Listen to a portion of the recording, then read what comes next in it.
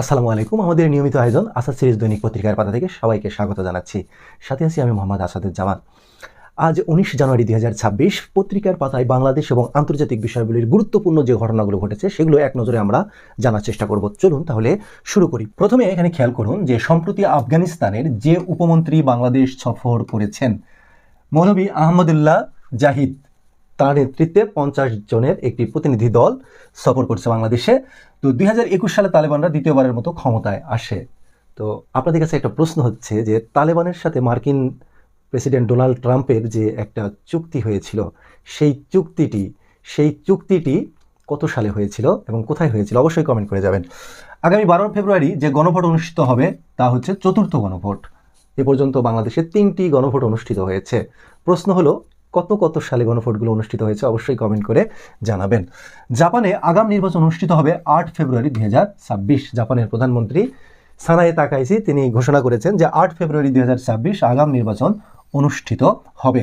মনে রাখবেন জাপানের পার্লামেন্টের নাম হচ্ছে ডায়েট এবং এটির আসন সংখ্যা হচ্ছে 713টি এবং এখানে পরামর্শ সভার হচ্ছে আসন হচ্ছে 248 এবং প্রতিনিধি সভার আসন হচ্ছে 465। আর এই প্রতিনিধি সভারই আগাম নির্বাচন অনুষ্ঠিত হবে। জাপানের প্রধানমন্ত্রী সানায়ে তাকাইচি এবং তার রাজনৈতিক যে দলটা সেই দলটির নাম হচ্ছে এলডিপি, লিবারেল ডেমোক্রেটিক পার্টি। ঠিক আছে, ওকে, তাহলে এটা খুবই গুরুত্বপূর্ণ যে জাপানের পার্লামেন্টের নাম কি, এটা কিন্তু আসছে যে ডায়েট কোন দেশের পার্লামেন্টের নাম। এরপরে যে তথ্যটা সেটা হচ্ছে বিমস্টেক পরিবেশ ও জলবায়ু পরিবর্তন বিষয়ক চতুর্থ বৈঠক অনুষ্ঠিত হয় ভুটানের রাজধানী থিম্পুতে। মনে রাখবেন ভুটানের রাজধানী থিম্পুতে, এটা 15 থেকে 16 জানুয়ারি 2026।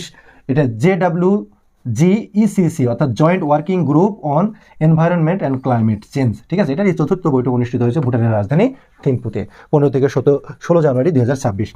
সম্প্রতি ইরান অভিমুখে রওনা দেওয়া বিমানবাহী অত্যাধুনিক মার্কিন রণতরী ইউএসএস আব্রাহাম লিঙ্কন অর্থাৎ ইরানের পারমাণবিক কর্মসূচি বন্ধ করার উদ্দেশ্যেরই রওনা দিয়েছে। ঠিক আছে, 2026 সালের 4 জুলাই আমেরিকার স্বাধীনতার কত বছর পূর্তি হবে? খুবই গুরুত্বপূর্ণ এই তথ্যটা, 250 বছর পূর্তি হবে। আমরা সবাই জানি কম বেশি যে আমেরিকার যে স্বাধীনতা যুদ্ধ হয়েছিল, আমেরিকার স্বাধীনতা দিবস হচ্ছে 4 জুলাই 1776 সালে আমেরিকার স্বাধীনতা ঘোষণা করা হয়। তো প্রিয় শিক্ষার্থী, এই ছিল আজকের গুরুত্বপূর্ণ আপডেট তথ্যগুলো।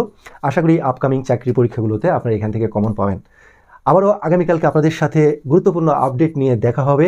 সেই পর্যন্ত সকলেই ভালো থাকবেন, সুস্থ থাকবেন। আল্লাহ হাফেজ।